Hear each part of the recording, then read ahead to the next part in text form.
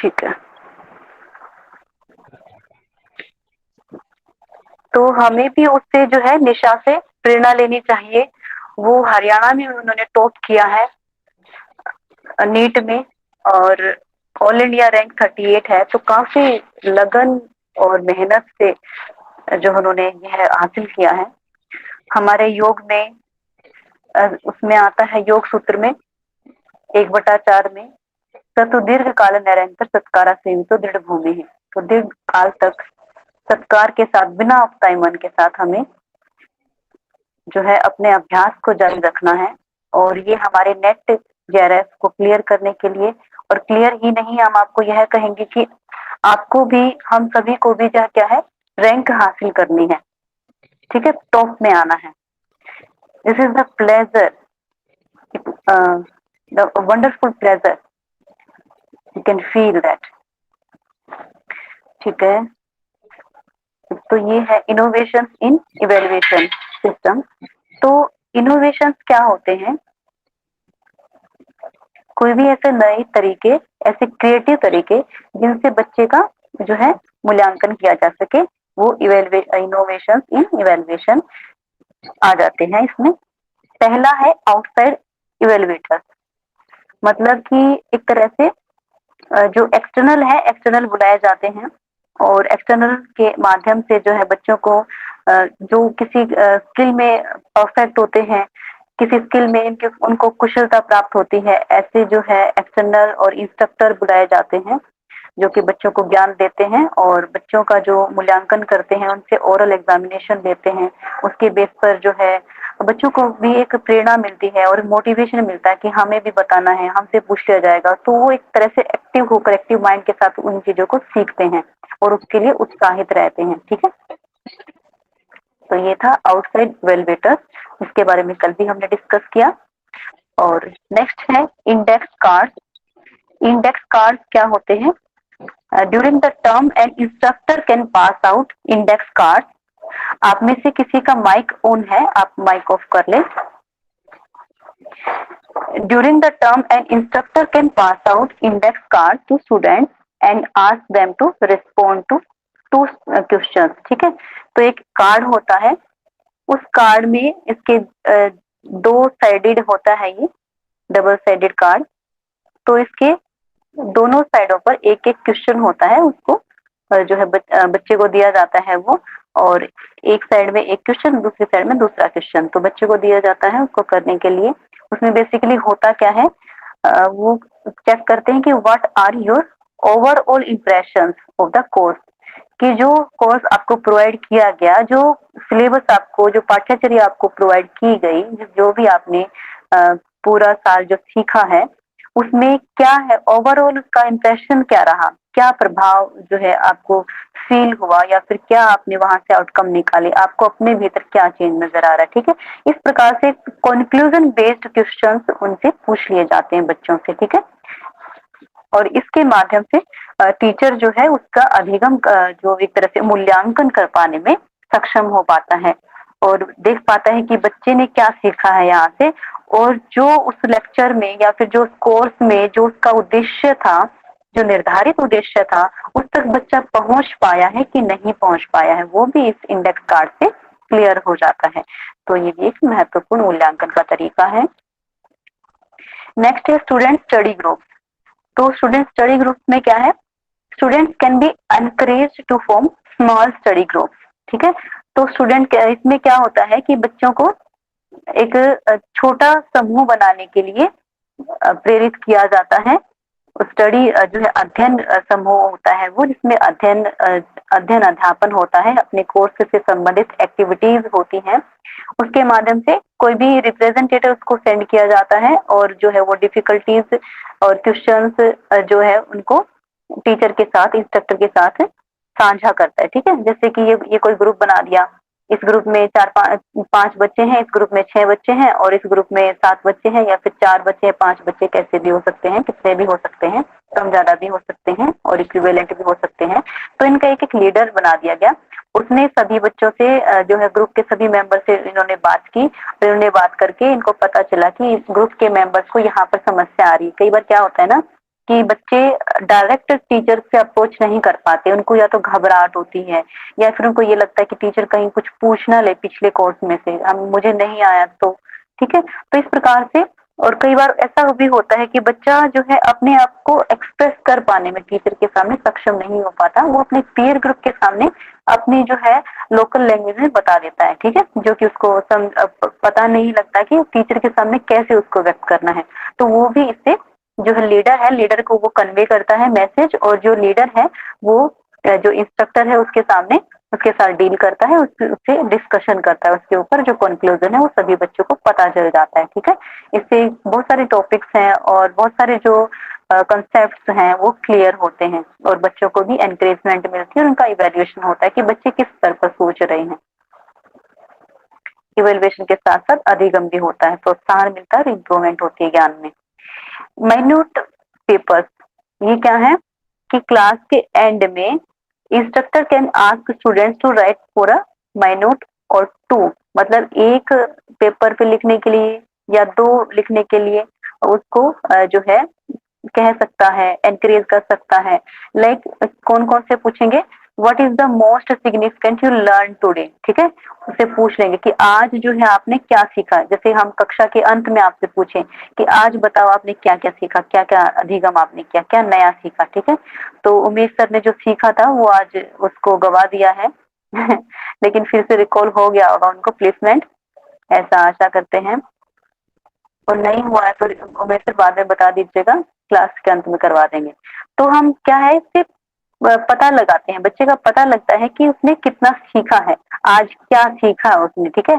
तो कई बार जो टीचर जो मैसेज कन्वे करना चाहता है, जो जिन उद्देश्य को लेकर उसने लेक्चर डिलीवर किया है, उन उद्देश्य को फुलफिल किया है कि नहीं किया, बच्चा वहां तक कितने तक पहुंचा है, ठीक है। और कई बार ऐसी चीजें होती हैं जब डिस्कशन ऐसे होता है ना, तो टीचर को भी बहुत कुछ सीखने को मिलता है बच्चों से, और वो ऐसी ऐसी चीजें वो निकल के आती हैं, क्रिएटिव चीजें जहां तक टीचर भी नहीं सोच पाता है। और बच्चे क्या होते हैं, जैसे कि जीन पियाजे कहते हैं कि बच्चे लिटिल साइंटिस्ट होते हैं, वहां से ऐसे ऐसे जो है उनके क्वेश्चंस निकल कर आते हैं, ऐसे ऐसे उनके कंक्लूजन्स निकल कर आते हैं। और फिर कई बार ऐसा भी होता है कि वो उनके कंक्लूजन्स जो है उद्देश्य के साथ मीट नहीं करते हैं, फिर उनको बताया जाता है कि किस दिशा में आपको सोचना है, क्या आपको ग्रहण करना है, लेक्चर में से क्या लेना है आपको, ठीक है, किस प्रकार से आपको अपने मतलब की चीज या अपना जो ज्ञान है उसको बढ़ाना है, उसको लेना है। Responses can help instructor evaluate how well students are learning the material, ठीक है। तो इस इवेल्युएशन से क्या होता है कि जो इंस्ट्रक्टर है, जो फैसिलिटेटर है, जो सहायक है बच्चों का, टीचर है, उसको वहां से पता चलता है कि बच्चों ने जो है मटेरियल कितना सीखा है, ठीक है। सॉरी, स्टूडेंट कोर्स नोट्स, तो इसमें क्या है, स्टूडेंट कोर्स नोट्स में हमने कल ये डिस्कस किया था, आप में से कोई भी बता दें, थोड़ा बहुत कुछ भी याद हो तो।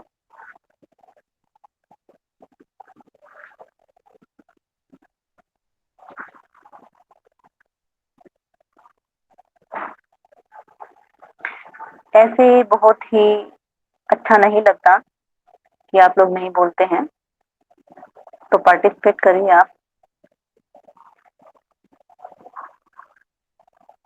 आवाज सभी को आ रही है? यस मैम, आवाज आ रही है। स्टूडेंट कोर्स नोट्स में क्या है कि जो कोर्स करने के बाद या कोई भी लेक्चर होने के बाद बच्चे जो नोट्स बनाते हैं, ठीक है ना, that is known as the course notes. Students course notes, वो अपना नोट्स बनाते हैं, उसके बारे में मेन पॉइंट्स है उसको नोट डाउन करते हैं, ठीक है, and that becomes there notes. ठीक है, बहुत अच्छे, बहुत अच्छा प्रयास किया आपने। और इससे क्या होता है कि स्टूडेंट कोर्स नोट्स में समझते हैं क्या होता है इसमें, जो बच्चे जो सीखते हैं, जैसे कि उमेश सर ने बताया कि जो लेक्चर में होता है उसका खुद से नोट्स बनाते हैं, ठीक है। और उसमें क्या जो है उनको अपने तरीके से उस नोट्स को डिजाइन करते हैं वो, ठीक है। इसमें क्या होता है कि कई बार तो क्लासिफिकेशन दे दी जाती है, क्लासिफिकेशन जैसे कि डी तक है, ए बी सी डी, ठीक है। तो कोई बच्चा उसको ऐसे लिखेगा ए बी सी डी, ठीक है। और कोई बच्चा कैसे लिखेगा ए बी, ठीक है, और सी डी, कैसे भी वो लिख सकता है। तो बच्चों के अलग अलग तरीके, वो किस प्रकार से अपने जो सीखा हुआ है उन्होंने ज्ञान जो अधिगम किया है उसको रिप्रेजेंट कर रहे हैं, ठीक है। It provides a visual representation of the connection between the concept. जैसा कि कल आपको बताया गया था कि अब हमने सीख लिया, ठीक है, ए के बारे में जान लिया, बी के बारे में जान लिया, सी के बारे में जान लिया और डी के बारे में जान लिया। अब क्या है, इनका इंटरलिंक उनको कैसे करना है, ठीक है, एक कंसेप्ट को साथ को दूसरे के साथ कैसे लिंक करना है। जैसे कि बेंजामिन ब्लूम टैक्सोनॉमी है, उसको हम लेवल्स ऑफ टीचिंग के साथ कैसे हम कनेक्ट करेंगे, ठीक है। जीन पियाजे के साथ उसको हम कैसे हम कनेक्ट करेंगे। तो ये जो 2 कंसेप्ट हैं, 3 कंसेप्ट है, 4 कंसेप्ट है, उनको आपस में जो लिंक करके एक तरह से नोट्स बनाने होते हैं और एक क्रिएटिव तरीका है और उसको रिप्रेजेंट करना होता है। तो इससे क्या होता है कि this concepts are connected with directional and labelled links to show the relationship between them. तो डायरेक्शनल कैसे, ये सिंबल, ठीक है, डायरेक्शनल भी हो सकता है और लेबल्ड भी हो सकता है, ए बी सी, ठीक है, ऐसे कर देंगे उसको। तो इस तरीके से वो जो है एक तरह से रे डायग्राम के थ्रू अपने जो कंसेप्ट हैं उनमें उनके बीच में सह संबंध दर्शाते हैं, ठीक है। तो ये स्टूडेंट कोर्स नोट्स हैं। इस प्रकार से जो स्टूडेंट नोट्स बनाते हैं, क्योंकि जैसे लिखा हुआ है वैसे ही हम नोट्स बनाते हैं, तो लिखा तो वो पुस्तक में भी है, हमारे पास वो पुस्तक हमेशा रहेगी ही, है ना, एग्जाम तक या फिर जब भी हम उसको देखना चाहें पुस्तक को हमारे पास ही है, ठीक है। तो पुस्तक में जैसे लिखा है वैसे ही हमें लिखना है, तो उसका जो है थोड़ा सा कम बेनिफिट होगा। बेनिफिट तो होगा क्योंकि हम राइटिंग कर रहे हैं, सेंसेस को इन्वॉल्व कर रहे हैं, ठीक है, लेकिन उसका ज्यादा बेनिफिट जब होगा जब हम उसको अपनी लैंग्वेज में अपने इनोवेटिव तरीके से उसको डिजाइन करते हैं और एक रे डायग्राम के थ्रू और कंसेप्ट को लेबल करके या लिंक एक तरह से बनाते हैं, ठीक है, एक अलग ही रिप्रेजेंटेशन करते हैं टेबल के माध्यम से। इस प्रकार से हम दर्शा सकते हैं, ठीक है। जैसे इवेल्युएशन के जो है तरीके हैं, ये वो इवेल्युएशन होता है, ये दूसरा इवेल्युएशन, ये तीसरा इवेल्युएशन, ये चौथा इवेल्युएशन, ठीक है। इनके जो एग्जाम्पल्स हैं, इनको एक ही एग्जाम्पल को ले लिया और इस एग्जाम्पल को डिफाइन कर दिया, इसके उसी एग्जाम्पल को इस इवेल्युएशन के बेस पे डिफाइन किया और उसको फिर उसी को इसके बेस पे, तो एक तरह से लिंक भी बना दिया उनका और एक टेबल के माध्यम से उसको दर्शाया। ये होता है स्टूडेंट कोर्स नोट्स। नेक्स्ट है ई पोर्टफोलियो। तो पोर्टफोलियो में क्या होता है बताएं आप।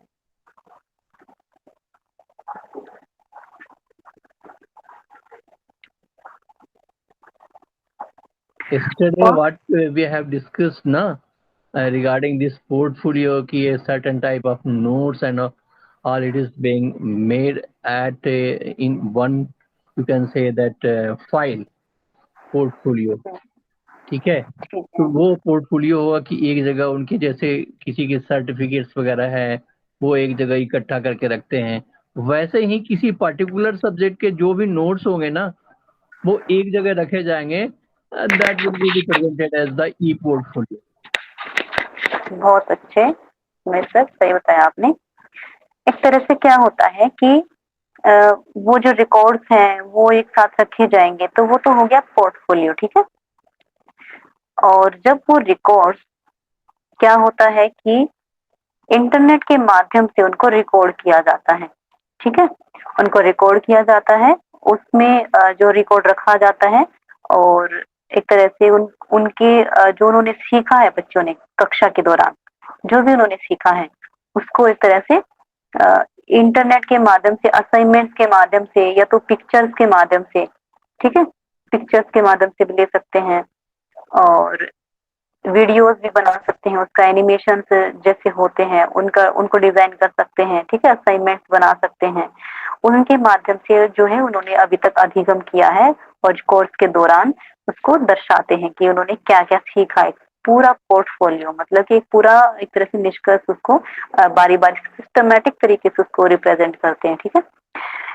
It's an online space where students can score the and organize whatever they have produced in the course. It can be assignments, videos, images. It can help in reflecting their own learning experiences.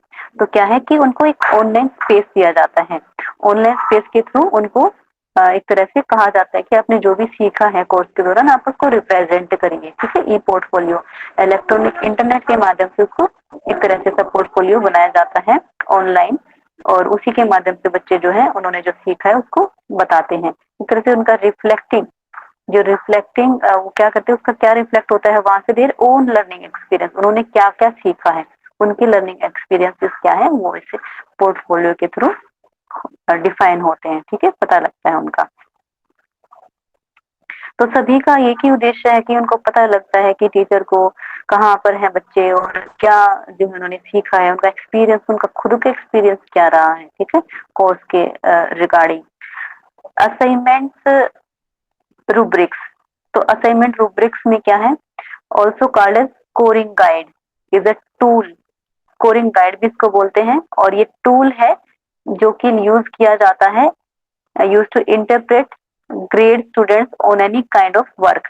तो grading इसमें दी जाती है, ठीक है, एक तरह से in the form, in a form of grid, grid के माध्यम से और एक मैट्रिक्स के माध्यम से उसको दर्शाया जाता है कि उन्होंने क्या कुछ जो है अधिगम किया एक आउटकम के रूप में, ठीक है।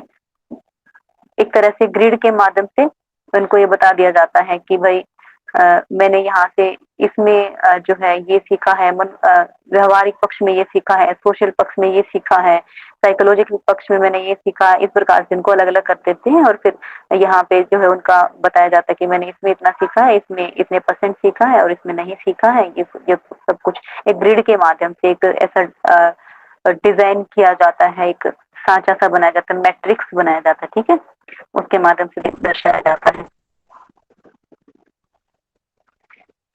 अब मिनी केसेस में क्या होता है, it can be used as a startup for a lecture और place in between the topics to change the tempo of longer lecture. तो ये मिनी केसेस है, इनको जैसे लेक्चर स्टार्ट होता है, लेक्चर को स्टार्ट करने के लिए भी उसको प्रयोग किया जा सकता है, कोई भी ऐसा शब्द कोर्स से संबंधित, हमारे सिलेबस से संबंधित, उसको बोला जाता है और उसके बारे में चर्चा की जाती है। फिर ये यदि लॉन्ग लेक्चर हो रहा है तो बीच में ऐसा जो है उसको बोरियत को तोड़ने के लिए एक कोई भी ऐसे कंसेप्ट लिया जाता है और उस पर चर्चा की जाती है, ठीक है। Help students to better understand through a specific example, इसमें दिया जाता है एक तरह से केस दिया जाता है, उनको रियल लाइफ बेस्ड जो है केस दिया जाता है, या कोई भी प्रॉब्लम ऐसी दे दी जाती है, कृत्रिम भी हो सकती है वो, ठीक है, कृत्रिम जो समस्या उसको रिप्रेजेंट करके बच्चों से पूछेंगे कि क्या हो सकता है इसका। आज students to pair up and form small groups, तो इसमें बच्चों को स्मॉल ग्रुप्स बनाए जाते हैं by turning around to colleagues sitting in proximity. तो ये क्या है, छोटे छोटे ग्रुप बनाए जाते हैं और बच्चों को समस्या दी जाती है, उसके ऊपर डिस्कशन होता है, और उसमें क्या होता है कि one group represent the case to the entire class. तो एक जो भी केस है, जो भी समस्या है, वो एक ग्रुप है पूरी क्लास के सामने उस केस को जो है एक तरह से रिप्रेजेंट करेगा और रिप्रेजेंट करेगा। देन पेयर्स और small groups work for several minutes to develop responses.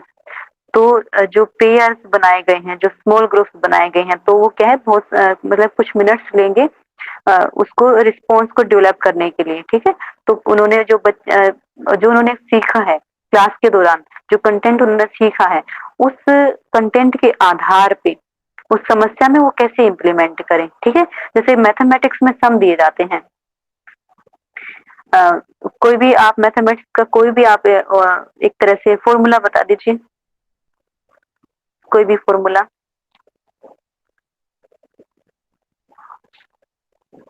जैसे कि a plus B whole square ले लेते हैं,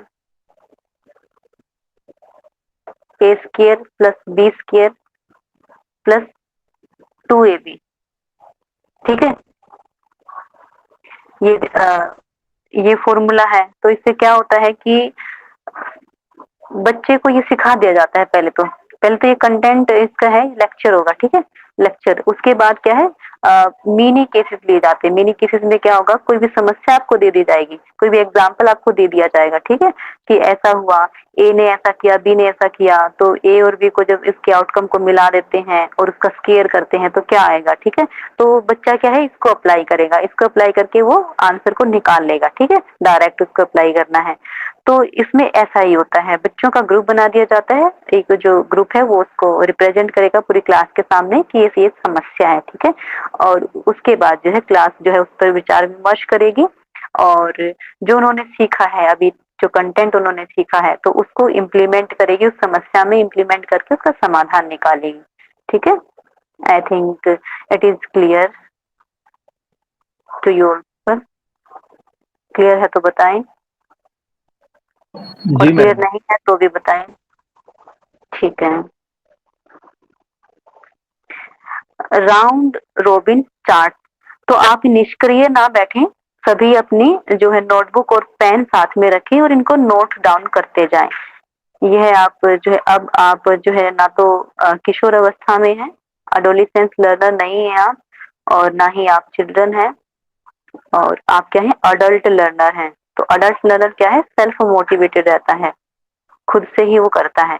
तो आप भी सेल्फ मोटिवेटेड रहिए अपने कक्षा के लिए, कक्षा में जो करवाया जा रहा है उस कंटेंट के लिए, और नोट डाउन करते जाइए, ठीक है। साथ साथ में उसी का लाभ होगा, उसको आप याद रिकॉल कर पाएंगे जब आपसे पूछा जाएगा प्रश्न। तो राउंड रोबिन चार्ट, तो राउंड रोबिन चार्ट में क्या है, this strategy involve passing chart among groups to assess understanding.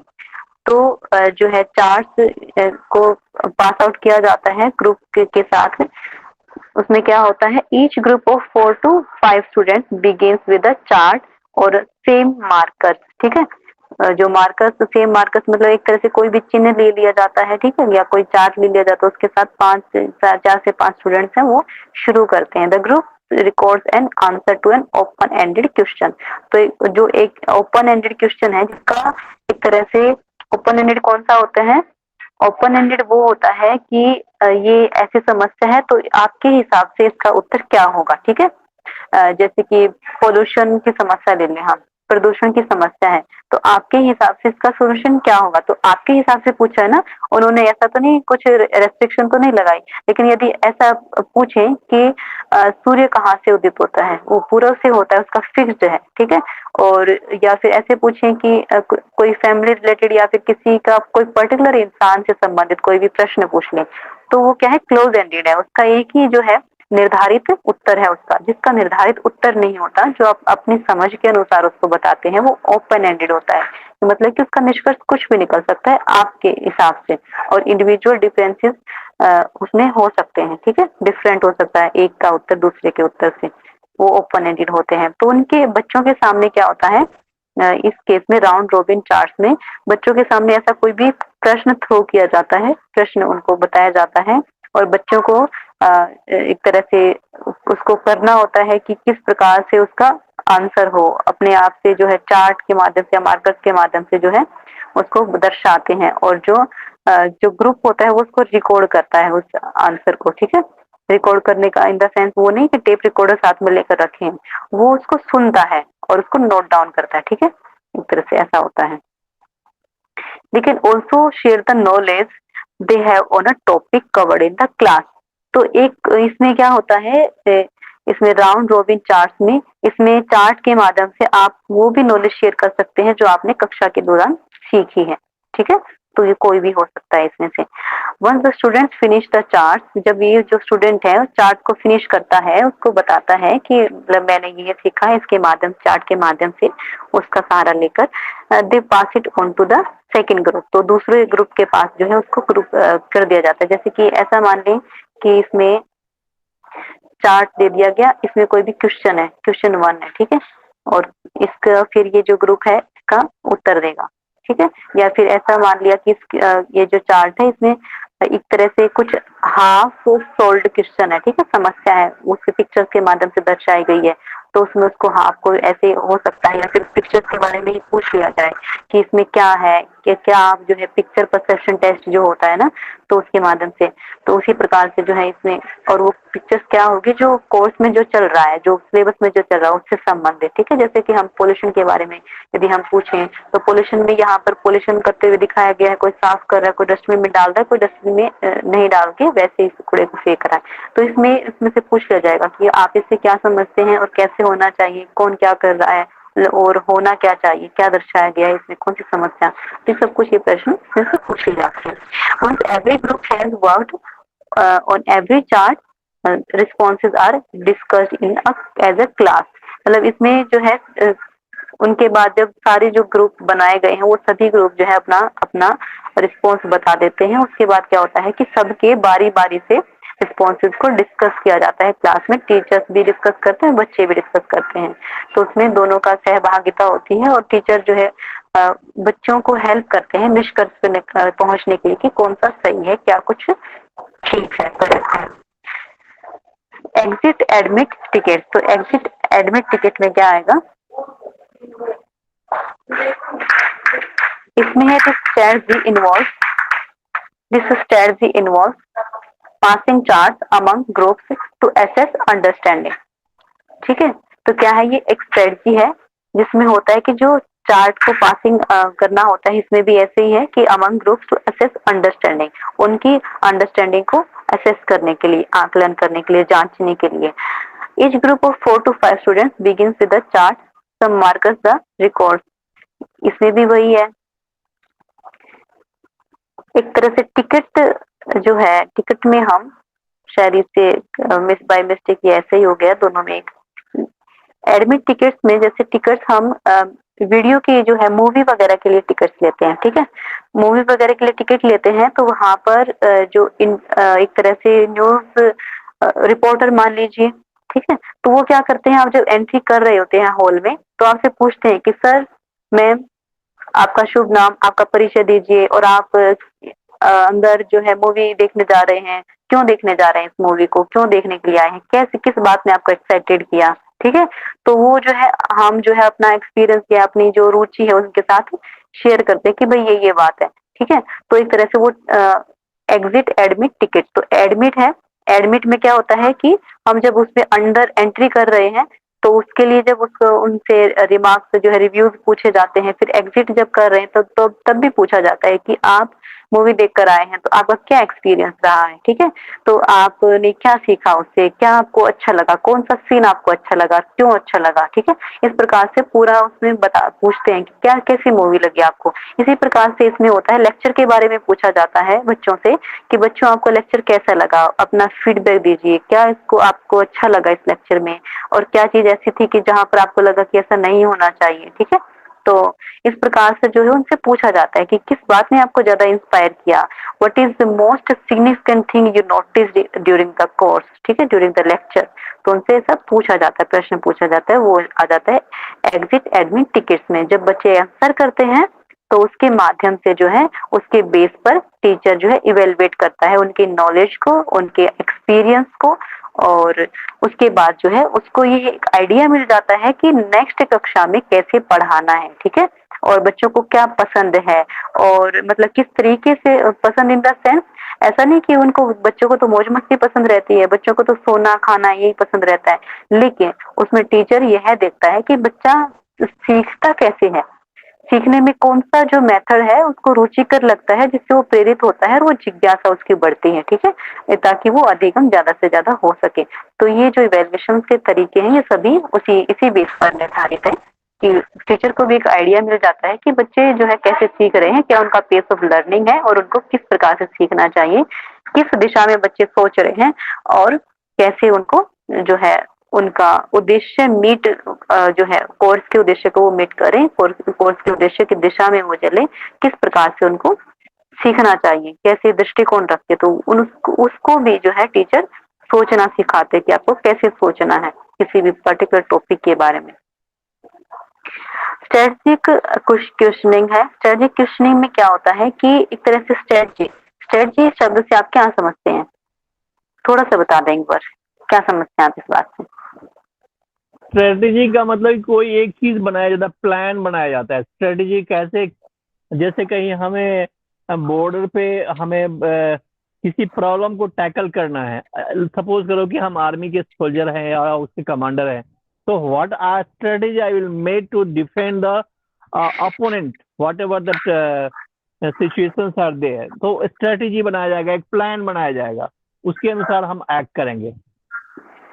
बिल्कुल, बहुत अच्छे, कि एक तरह से हम कह सकते हैं कि चीजों को सिस्टमेटिक ढंग से ऑर्गेनाइज किया जाएगा, है ना,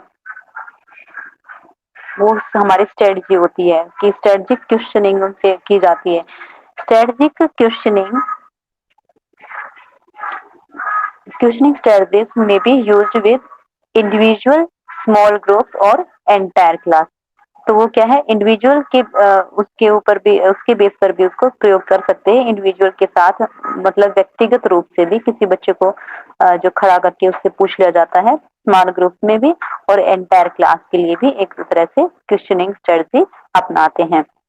effective formative assessment strategies involve asking students to answer higher order thinking question. ठीक है, तो बच्चों को एक तरह से पूछा जाता है और उनसे इस प्रकार से उनको पूछा जाता है, एक ओपन एंडेड जो सोच है, हायर ऑर्डर जो थिंकिंग है, हायर ऑर्डर में क्या आ जाता है, अमूर्त चीजें भी आ जाती हैं। ठीक है, मूर्त तो जो उसका कॉन्क्रीट होता है, कॉन्क्रीट जो हम सोचते हैं, कॉन्क्रीट का जो एक हायर लेवल, ठीक है, कॉन्क्रीट का तो डेवलप्ड, मोस्ट डेवलप्ड लेवल, और एक तरह से पूर्ण जो विकास, जहाँ पर जो मूर्त जो अवस्था होती है, मूर्त का पूर्ण विकास होता है। ठीक है, वहां पर, और जो अमूर्त भी सोच है उसमें इन्वॉल्व होती है, साथ में अमूर्त भी, एब्स्ट्रैक्ट थिंकिंग में। ठीक है, तो उसको इन्वॉल्व करके और बच्चों को सोचना ऐसे सिखाया जाता है। ठीक है, और बच्चे उस प्रकार से जो है आंसर करते हैं, उनकी अंडरस्टैंडिंग जो है उसको इस प्रकार से बनाया जाता है और उसकी जांच भी की जाती है।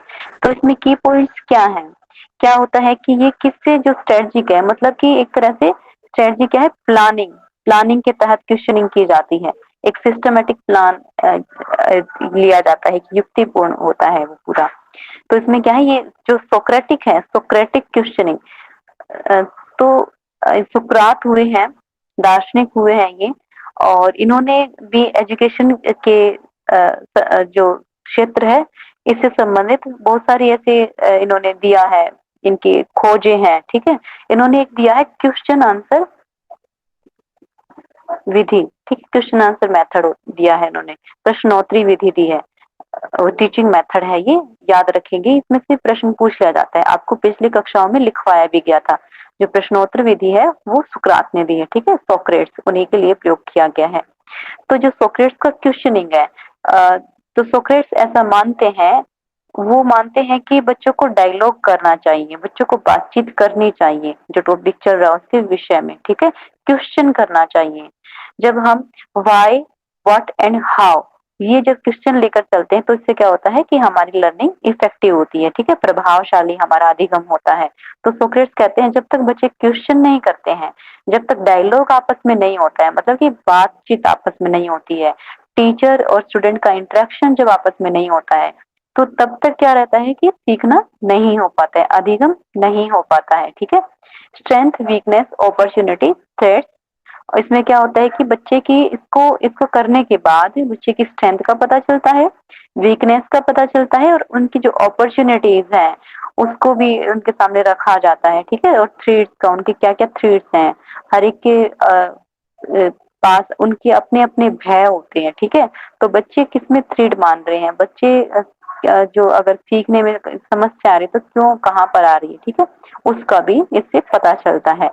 Promote divergent higher order thinking, तो ये जो क्वेश्चनिंग है, ये जो तरीका है, इससे क्या होता है कि हायर ऑर्डर थिंकिंग जनरेट होती है और बच्चे उसमें एक तरह से डाइवर्जेंट थिंकिंग होती है, मतलब कि बच्चे विभिन्न विभिन्न जो पहलू है उनसे एस्पेक्ट से सोचते हैं। ठीक है, और अपने अपने जो है अपने अपने इंडिविजुअल सोच के हिसाब से वो अलग अलग बताते हैं। ठीक है, तो डाइवर्जेंट में यही आता है कि वेरियस टाइप ऑफ थिंकिंग, और इस तरह से अलग अलग लिए जाते हैं, काफी विभिन्न प्रकार के। और हायर ऑर्डर मतलब कि एक तरह से उसको उच्च उच्च जो शैक्षणिक स्तर होता है, उच्च स्तर होता है ना, उस पे सोचने के लिए मजबूर किया जाता है, मतलब एक चिंतनशील स्तर इसमें ऐड हो जाता है स्ट्रेटजिक क्वेश्चनिंग में। ठीक है, क्या पढ़ रहे थे हम, स्ट्रेटजिक क्वेश्चनिंग। नेक्स्ट है वन माइन्यूट पेपर, तो ये वैसे ही है जैसे कि हमने जो माइन्यूट पेपर था उसके बारे में जाना, वैसे ही ये ठीक ठाक, और ठीक उसी तरह से। फिर इसमें की पॉइंट क्या है कि जो मेन पॉइंट है उसके बारे में बच्चे जान पाते हैं। ठीक है, और टीचर को भी पता चलता है कि भाई बच्चे कहाँ तक वो जो है सीखा है उन्होंने। मोस्ट सरप्राइजिंग कंसेप्ट, जो बच्चों को एक तरह से वहां से वो अपने अपने जो है डायलॉग्स, अपने अपने आइडियाज वो शेयर करते हैं उसके कोर्स के बारे में, ठीक है, उस वर्क के बारे में। और फिर उससे क्या होता है कि उनसे बहुत हैरान करने वाले कंसेप्ट भी जो है निकल कर आते हैं उनके पर्सपेक्टिव से, उनके एटीट्यूड से, उनके दृष्टिकोण से, जैसा टीचर ने सोचा ही नहीं होता, मतलब जो टेक्स्ट बुक में होता ही नहीं है। तो बच्चे वहां से भी ऐसा कुछ सरप्राइजिंग ले आते हैं, ठीक है। और बच्चों को भी वो एक तरह से जिज्ञासा, एक मोटिवेशन प्रदान करता है बच्चों को कि हाँ इस प्रकार से हमें इसको सीखना है। फिर क्वेश्चन नोट आंसर, इसमें क्या है कि बच्चे जो टीचर वो नोट डाउन करता है कि बच्चे ने कौन सा जो है क्वेश्चन अटेम्प्ट किया है और कौन सा उसने छोड़ा है, और अटेम्प्ट किया है तो किस प्रकार से उसने अटेम्प्ट किया है, ठीक है। ये भी जो है इवेल्युएशन में देखा जाता है। और जो क्वेश्चन उसने छोड़ा है, जिसका आंसर नहीं किया है, तो इट मीन्स क्या है कि उसका वही जो एस्पेक्ट है, वही जो उसका पहलू है, वहां पर उसी एरिया में उसको समस्या आ रही है और उसी वो एरिया उसका कमजोर है, उसके ऊपर कार्य करने की आवश्यकता है, ठीक है। तो जो टीचर होता है उसी के माध्यम से वो जो है आगे जो है कोर्स को डिजाइन करता है और उसकी समस्या का समाधान करते हुए अधिगम जो प्रक्रिया है उसमें भूमिका निभाता है ये evaluation. Most confusing area of a topic, जो टॉपिक है, जो विषय है, जैसे टीचर पढ़ा रहा है तो उसके लिए वो टॉपिक बहुत आसान है, ठीक है। टीचर के लिए एबीसीडी बहुत आसान है, लेकिन जो छोटा बच्चा है, जो उसके सामने जब इस एबीसीडी रखी जाती है तो उसके लिए बहुत पहाड़ सा, एक तरह से नामुमकिन सा, इम्पॉसिबल सा कार्य होता है कि भाई ये क्या चीज है, ठीक है। लेकिन टीचर के लिए वो आसान रहती है। तो जब बच्चा बोलता है उसका एक तरह से उसका इवेल्युएशन किया जाता है, तो टीचर को पता चलता है कि बच्चे को क्या चीज ज्यादा कंफ्यूज कर रही है और कहाँ पर उसको डिफिकल्टी आ रही है, क्या चीज जो है वो ठीक ठीक अधिगम कर पाने में सक्षम हो पा रहा है, ठीक है। ये सभी जो एरियाज है उसको टीचर को इनके बारे में नॉलेज मिलती है, इंफॉर्मेशन मिलती है। और what questions from the topic might appear on the next test, तो जो टेस्ट वो जो बनाने जा रहा है तो उसमें जो अभी तक जो उन्होंने टेस्ट लिया है, माइन्यूट पेपर्स जो है 1 माइन्यूट पेपर्स के माध्यम से उन्होंने जो इवेल्युएशन किया है, तो उस जो नेक्स्ट जो करेंगे उसके बेस पे, जो अभी तक किया है उसके बेस पे नेक्स्ट में कैसे क्वेश्चन उसको डालने हैं, इसकी समझ भी टीचर को हो जाती है इस इवेल्युएशन के माध्यम से, ठीक है। और वो सुधार करता है उसमें, और जैसे बच्चे की प्रोग्रेस ज्यादा से ज्यादा हो, लर्निंग के जो हमारे अधिगम के जो उद्देश्य है वो पूर्ण हो, उसको ध्यान में रखते हुए फिर टीचर जो है अ, और साथ में इंडिविजुअल डिफरेंसेस को भी ध्यान में रख के जो है टेस्ट को बनाते हैं, डिजाइन करते हैं। नेक्स्ट है सोक्रेटिक सेमिनार। तो सोक्रेटिक सेमिनार्स में जैसे कि सुकरात जो ने वो बताया है कि क्वेश्चन आंसर बेस्ड मेथड उन्होंने दिया है। उन्होंने ऊपर भी कहा था कि स्ट्रेटजिक क्वेश्चनिंग में बच्चे क्वेश्चन करें, ठीक है, उससे रिलेटेड है ये संबंध। लेकिन ये तो है क्या डायरेक्ट सोक्रेट्स सोक्रेट्स का सेमिनार, ठीक है। तो इसमें क्या होता है कि middle and high school enjoy speaking their minds in the सोक्रेट seminar. तो सोक्रेट सेमिनार क्या होते हैं, सेमिनार में एक जो रिप्रेजेंटेटर होता है उसके सामने जो है ऑडियंस होती है, उनके सामने वो बताता है कि किसी भी एक टॉपिक पर वो क्लियर करवाता है, ठीक है, और ऑडियंस के उनके सामने।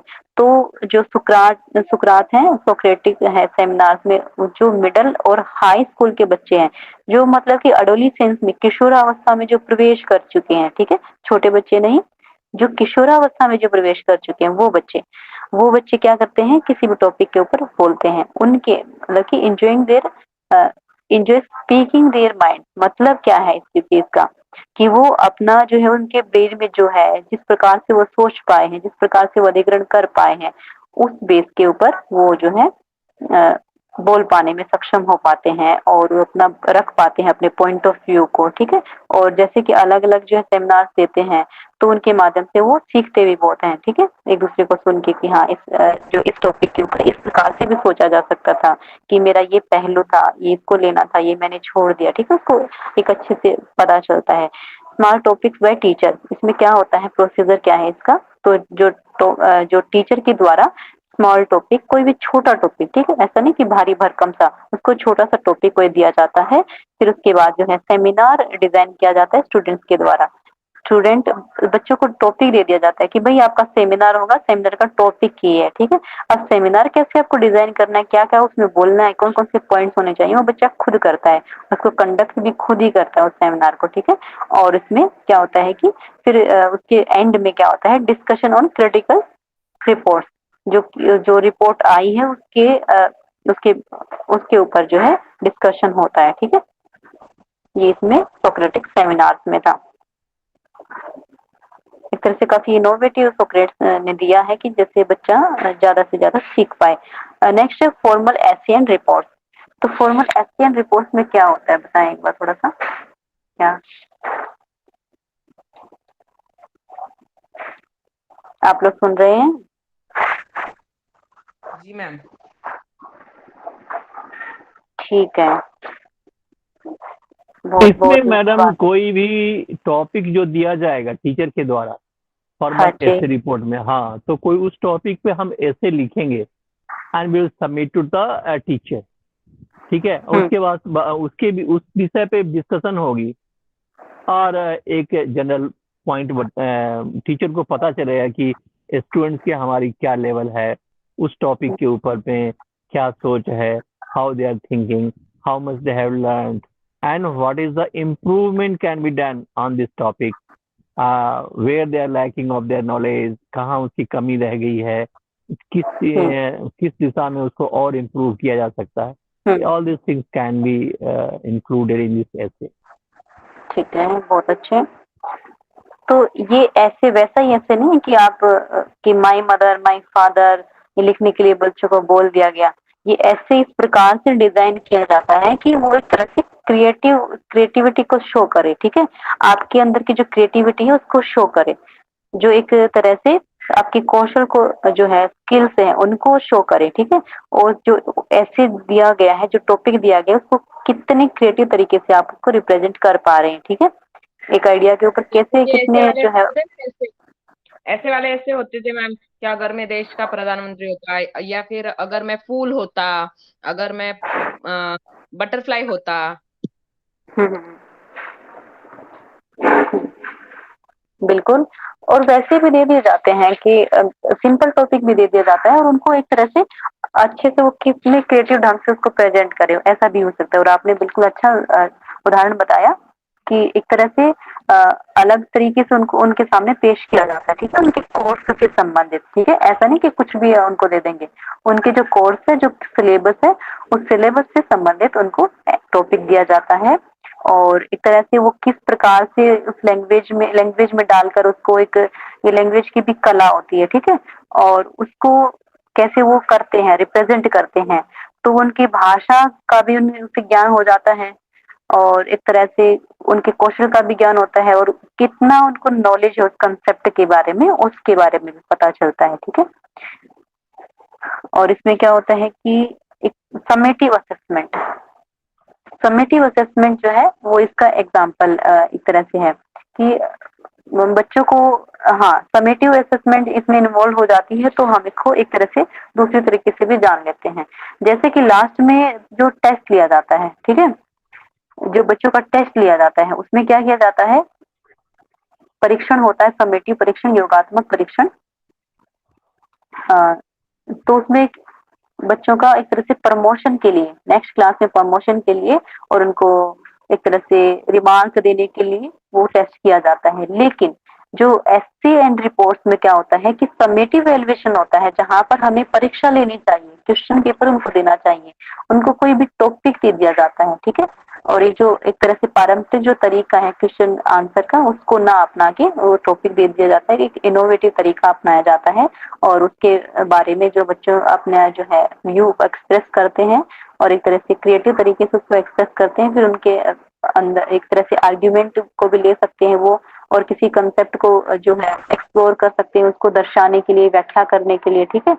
तो उसी के माध्यम से जैसा उसने जो उस डिजाइन किया है ऐसे को, तो उसी के माध्यम से जो है उसका इवेल्युएशन किया जाता है कि बच्चे ने कैसे उसको रिप्रेजेंट किया है, कौन सा जो कंसेप्ट है उसने कहाँ से शुरू किया है और कितना उसने कंसेप्ट के बारे में बताया है, साथ में उसको रियल लाइफ सिचुएशन से जोड़ा है कि नहीं जोड़ा है, और दूसरे कंसेप्ट को साथ में सहसंबंध करके बताया है कि नहीं बताया है, और क्या कंक्लूजन उसने दिया है, कंक्लूजन क्या निकला है उसका। ठीक है, ये सभी जो एस्पेक्ट है उसके माध्यम से टीचर क्या है इवेल्युएशन करता है और उनको आगे प्रमोट करता है और ग्रेडिंग देता है, रिमार्क्स देता है। ठीक है, बजाय कि प्रश्न उत्तर जो है उसको देकर, परीक्षा लेकर। ठीक है, उसकी परीक्षा इस प्रकार से ली जाती है, एक तरह से इनोवेटिव है ये भी। अब जैसे इसमें एक एग्जांपल है, research report prompt students to use analysis. तो इसमें एनालिसिस उसकी होती है इन्वॉल्व, और इवेल्युएशन जो स्किल्स हैं ड्यूरिंग द रिसर्च प्रोसेस, तो रिसर्च प्रोसेस के रिगार्डिंग इसको प्रयोग किया जाता है। नेक्स्ट है क्रिएटिव पोर्टफोलियो। तो क्रिएटिव पोर्टफोलियो में क्या है, creatively exploration of the content. ये भी जो है एक तरह से ई पोर्टफोलियो था, उसी की तरह से क्रिएटिव पोर्टफोलियो है। ठीक है, और जो कंटेंट है, जो एक्सपीरियंस हमने जो प्राप्त किया है during the last course, during the last semester और term, all over the year, तो उसमें क्या है, हमने क्या एक्सपीरियंस हमने गेन किया है उसको एक तरह से पोर्टफोलियो के माध्यम से दर्शाना है क्रिएटिव वे में। ठीक है, क्रिएटिव वे कोई भी हो सकता है, एनिमेशन, प्रोजेक्ट्स, असाइनमेंट्स, पिक्चर्स वगैरह के माध्यम से। ठीक है, नेक्स्ट है टेक्स्ट रेंडरिंग। टेक्स्ट रेंडरिंग में क्या आता है कि students read the an information text independently. तो एक कोई भी टेक्स्ट होता है, कोई भी चैप्टर मान लीजिए आप। ठीक है, कोई भी चैप्टर है और बच्चों ने उसको चैप्टर को पढ़ा, उसमें से जो है इम्पोर्टेंट जो है वर्ड्स है उसको नोट डाउन किया बच्चों ने, जो फ्रेजेस हैं उनको नोट डाउन किया। ठीक है, कोई सेंटेंस है, सेंटेंस को नोट डाउन किया। उसके बाद क्या है कि students discuss the word phrases some of the main idea of the text. जो मेन आइडिया है चैप्टर का, मतलब कि स्टूडेंट्स उन्होंने जो सभी ने जो भी उन्होंने नोट किया है during the test reading rendering, उसमें क्या है कि वो आपस में डिस्कस करते हैं, और डिस्कस करने के बाद एक जो मेन जो आइडिया होता है, जो मेन कंक्लूजन होता है उस चैप्टर के बारे में, उस टेस्ट के बारे में, वो दे दिया जाता है। ठीक है, ये भी एक इवैल्यूएशन का बहुत अच्छा तरीका है। Effective assessment. इफेक्टिव असेसमेंट में क्या होता है, असेसमेंट एज लर्निंग। तो ये क्या है, असेसमेंट एज लर्निंग। ठीक है, जो इसमें बच्चों का जो सीखा जाता है, तो उसमें बच्चे ने कितना सीखा है उसका खुद से ही जो सेल्फ जो इवेल्युएशन होता है ना, बच्चा खुद से सीखता है कि मतलब उसका प्री जो है लास्ट ईयर का स्कोर कैसा था। मैम मैम इसके बारे में थोड़ा ये बताइए, इसका नाम क्या है, ये दिख नहीं रहा है स्क्रीन पे। ठीक है,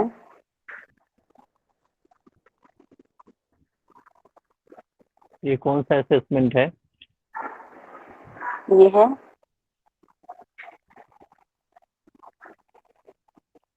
और जो दूसरा चीज है कि मैम ये जो क्रिएटिव पोर्टफोलियो आपने बताया है कि हाँ जी। तो इसमें इसके अंडर में वो होगा कि स्टूडेंट ने उस क्रिएटिविटी उसकी क्या है, और उसने क्या क्या अपने अनुसार उसने क्रिएटिविटी दिखाया है अपने आंसर में, अपने लेक्चर में, व्हाटएवर, हाँ तो उसको नोट डाउन करेंगे, इजंट इट?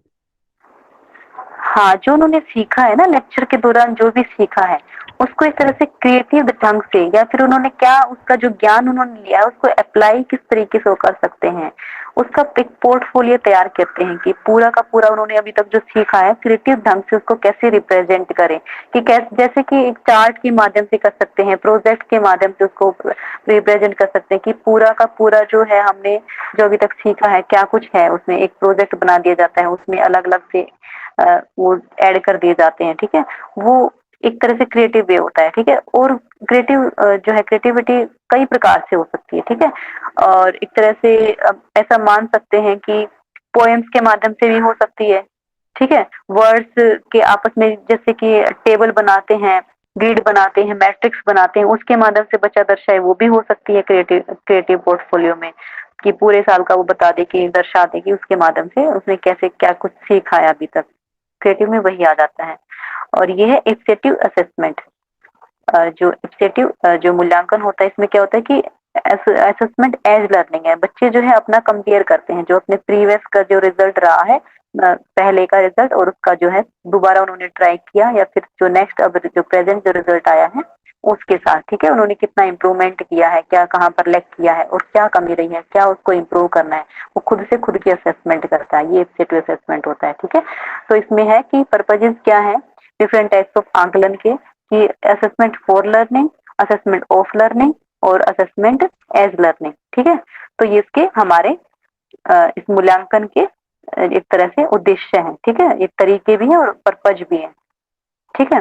तो उसमें क्या होता है कि असेसमेंट फॉर लर्निंग में क्या आता है, एक बार बताया, समय तो हो गया है सर, थोड़ा सा टाइम और लेंगे हम, बताएं एक बार। हाँ क्यों नहीं।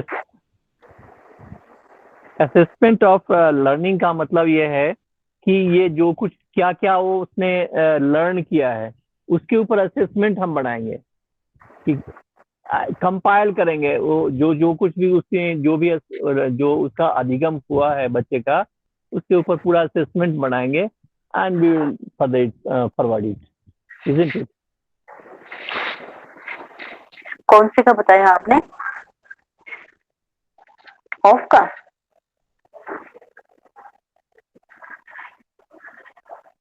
असेसिव असेसमेंट बोला ना आपने मैम।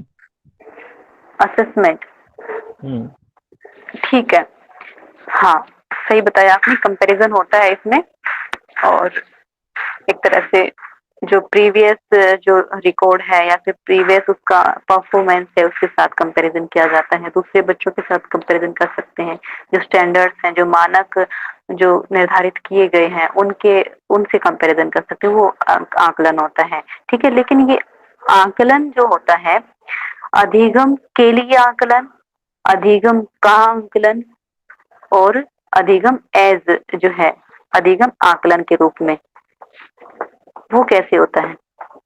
ये अधिगम के लिए ही आकलन होगा ना, ये कि उसी के अधिगम, बेसिस पर हमें पता चल पाएगा, और क्या जहां भी जो स्टूडेंट लैग कर रहा है तो accordingly we will make the तो इम्प्रूवमेंट, हमने करेक्शन। जो मूल्यांकन पढ़े थे, हमने जो मूल्यांकन पढ़े थे उसमें ये जो है कौन सा मूल्यांकन कौन सा यहाँ पर किसके साथ मैच करेगा?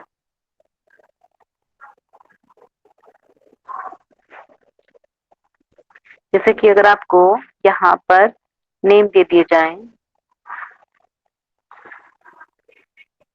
कि जैसे प्लेसमेंट है, ठीक है, प्लेसमेंट है और मैम ये समेटिव होगा, समेटिव है हाँ ये समेटिव होगा। और फॉर्मेटिव है,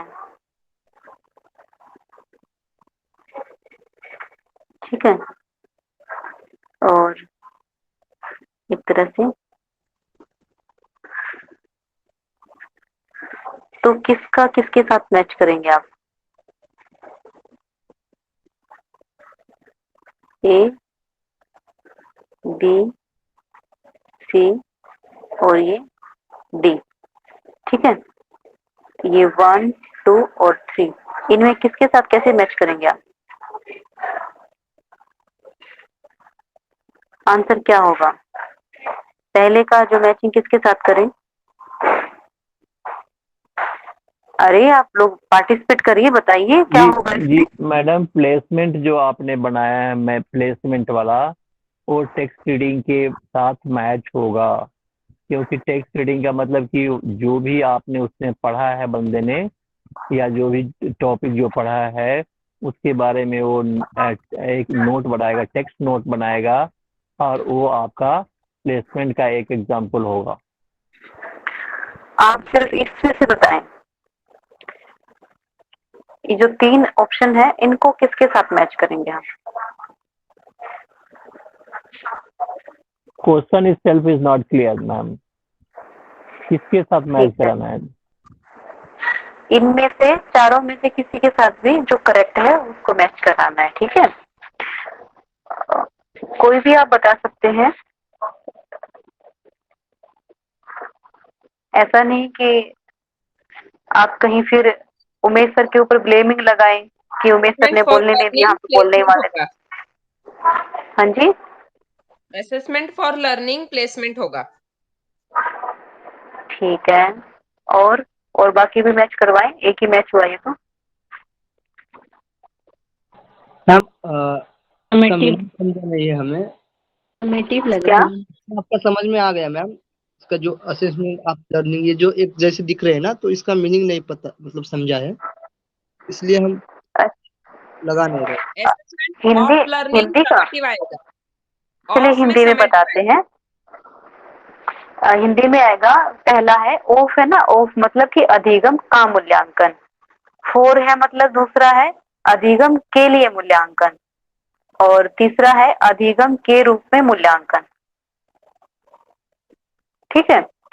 और फिर इसमें से पहला है नियोजन, दूसरा है योगात्मक, तीसरा रचनात्मक, और चौथा इफेक्टिव ही है इसमें, इफेक्टिव असेसमेंट। इसमें फिर आप लोग बताएं एक बार कैसे होगा। कोई भी आप में से गलत सही कोई भी बता दीजिए ताकि हम इसको मैच कर दें एक बार। असेसमेंट ऑफ पहले में लर्निंग आएगा मैम समेटिव आएगा। पहले में आएगा मैम मतलब स्थानांतरण, दूसरे में लेक्चर आपकी आवाज आपकी ब्रेक हो रही है। और एज में फॉर्मेटिव। मैम पहला में फॉर्मेटिव होगा। पहला में फॉर्मेटिव, ठीक है। तो दूसरा में समेटिव आप में होगा। से एक कह रहे हैं कि first is to be matched with third, ठीक है, सी। और एक कह रहे हैं कि third is to be matched with the third. तो इसमें क्या, कैसे क्या कुछ है, चलिए इसको समझते हैं। आप लोगों से वैसे ऐसी उम्मीद नहीं थी हमें, क्योंकि इसको बहुत बार कक्षा में बताया गया है, बार बार बताया गया है। इसको क्या है कि ये जो है असेसमेंट ऑफ लर्निंग, अधिगम का मूल्यांकन, जो अभी तक जो अधिगम किया है उसका मूल्यांकन। तो इसमें क्या आएगा, योगात्मक, समेटिव, योगात्मक, बिल्कुल सही पुंडलिक सर, समेटिव, ठीक है, योगात्मक। तो योगात्मक में क्या आता है कि जो अधिगम हमने अभी तक किया है उसका मूल्यांकन, ठीक है। यहाँ पर जो है अब जो चांसेस है अधिगम के लिए, अधिगम करवाने के लिए जो है ना, वो मूल्यांकन का चांसेस, जो आकलन का चांसेस है, चला गया वो अवसर, ठीक है। रचनात्मक, यहाँ पर जो जितना सीखा है ना वो योगात्मक में आएगा। अब अधिगम के लिए मूल्यांकन, कि अच्छा अधिगम और हो, अधिगम उसको ज्यादा करवाने के लिए मूल्यांकन किया जाता है अब तक उसने जो सीखा है उसका, कि कितना सीखा है, ताकि हम उसको आगे भी उसका जो है अधिगम करवा सके, उसका मूल्यांकन किया जाता है। तो ये क्या आएगा, उत्तरात्मक, फॉर्मेटिव फॉर्मेटिव फॉर्मेटिव। और असेसमेंट एज लर्निंग, तो इसमें क्या होता है, असेसमेंट एज लर्निंग में असेसमेंट के रूप में, तो इसमें इफेक्टिव जो हमने अभी पढ़ा था, अभी अभी पढ़ के आए हैं हम ऊपर, देखिए कहाँ है, ये रहा, इसके ऊपर जस्ट असेसमेंट एज लर्निंग, ठीक है, इसी को यहीं से उठाया है हमने। तो आप सभी को क्लियर हो रहा होगा, ठीक है। तो इसमें थोड़ा सा और 2 मिनट ले लेते हैं। इसमें है assessment of learning. Assessment of learning कैसे की जाती है, उसकी असेसमेंट, अधिगम की असेसमेंट, जैसे कि इसमें क्या आएगा, समेटिव आएगा, ठीक है, योगात्मक इसमें आ जाएगा। तो योगात्मक जो आकलन कैसे किया जाता है, एग्जाम्स लिए जाते हैं, पोर्टफोलियो तैयार किया जाता है, फाइनल प्रोजेक्ट्स होते हैं, स्टैंडर्डाइज टेस्ट होते हैं, ठीक है। जैसे वो ऐसे टाइप था, ऐसे टाइप को भी यहाँ पर ले लेते हैं, क्योंकि उसमें परीक्षा के बजाय ऐसे लिखने के लिए बच्चों को प्रेरित किया जाता है। और फिर समेटिव असेसमेंट में इसमें है असेसमेंट ऑफ लर्निंग का पार्ट है समेटिव असेसमेंट, नॉर्म्स रेफरेंड ए और क्राइटेरियन रेफरेंस। तो इसमें क्या है कि इसमें कंपैरिजन किया जाता है नॉलेज का, स्किल्स का, against a pre determined standard. जो मानक होते हैं ना, उन मानकों के साथ बच्चे की परफॉर्मेंस को बच्चे के कौशल को एक तरह से कंपैरिजन किया जाता है, ठीक है, ये नॉर्म रेफरेंस में आ जाता है। तो इसमें क्या है, दूसरे स्टूडेंट्स के साथ उसका कोई कंपैरिजन नहीं होता है, ठीक है। फिर एक क्राइटेरियन है, क्राइटेरियन में एक तरह से उसकी कैटेगरी होती है, ठीक है, कैटेगरी बेस्ड हो जाता है। उसमें क्या होता है कि परसेंटेज है, रैंक है, ABCD है, ठीक है। तो इसमें आपस में जो है कंपैरिजन किया जाता है बच्चों का कि ये बच्चा जो है फर्स्ट, उसकी ये ग्रेड है, उसकी बी ग्रेड, ये फर्स्ट नंबर पे है, ये सेकंड नंबर पे, ये इससे एक नंबर कम है, वो उससे 2 नंबर कम है, ठीक है, उससे रैंक दी जाती है। ये क्राइटेरियन बेस्ड है। ये भी क्राइटेरियन जो रेफरेंस्ड है, नाम नोट कर ले आप। और ये जो नॉर्म रेफरेंस्ड है और ये समेटिव असेसमेंट है, ये सभी किसके पार्ट है, असेसमेंट ऑफ लर्निंग के पार्ट है, ठीक है। अब नेक्स्ट है assessment for learning. Assessment for learning में क्या आता है, कौन सा आता है असेसमेंट फॉर लर्निंग का, बताएं एक बार, कौन सा मूल्यांकन होता है इसमें, असेसमेंट फॉर लर्निंग? अरे रचनात्मक में के लिए, हाँ फॉर्मेटिव। बिल्कुल फॉर्मेटिव बिल्कुल असेसमेंट। हाँ जी, रचनात्मक, ठीक है। इसमें assessment for better learning and improvement, जो बेटर लर्निंग उसकी हो और इम्प्रूवमेंट हो, उसके लिए असेसमेंट उसकी की जाती है। Modification in planning and strategy method, तो टीचर उससे क्या करता है, उसके हिसाब से अपनी प्लानिंग है, स्ट्रेटजी है और एक तरह से मेथड्स, विधियां जो अपना रहा है पढ़ाने की, उसमें इम्प्रूवमेंट करते हैं, मॉडिफिकेशन करते हैं, उनका विकास करके दूसरा कोई जिससे बच्चा सीख रहा है उसके जो उसके हिसाब से, उसकी रुचि के हिसाब से उसको डिजाइन करते हैं, ताकि बच्चे का ज्यादा से ज्यादा अधिगम हो सके। ये असेसमेंट फॉर लर्निंग है। ये किसका मतलब किसका पार्ट है, अ, कौन सा जो मूल्यांकन होता है इसमें, रचनात्मक, ठीक है, फॉर्मेटिव। नेक्स्ट है assessment as learning. Assessment as learning में क्या आ जाता है, जो बच्चे होते हैं ना, बच्चे वो खुद से ही अपना जो है सेल्फ मूल्यांकन करते हैं, ठीक है, सेल्फ डायरेक्टेड होते हैं, सेल्फ एवेल्युएशन होता है इसमें, और वो खुद का ही मूल्यांकन करके अपने परफॉर्मेंस को जो है एनहेंस करते रहते हैं। पीछे जो उसने टारगेट कितना रह गया था उसका, कल का जो टारगेट बनाया था, आज उसने जो टारगेट बनाया वो कितना अचीव हुआ है, कल के कंपैरिजन में ज्यादा पड़ा है, कम पड़ा है, तो ये सब कुछ जो है ये वो खुद से ही करता है असेसमेंट, ये सभी होते हैं, ठीक है। तो आज जो है टीचिंग एप्टीट्यूड का आपका कंप्लीट सिलेबस हो गया है, और इससे संबंधित जो भी आपकी समस्याएं हैं और जो भी आपके डाउट्स हैं वो हम कल कक्षा में लेंगे, आप लेकर आइएगा। कल डाउट सेशन रहेगा और उसके बाद जो है मैराथन डिजाइन की जाएगी, मैराथन ले जाएगी जो भी आपके डाउट्स हैं उसके ऊपर, ठीक है।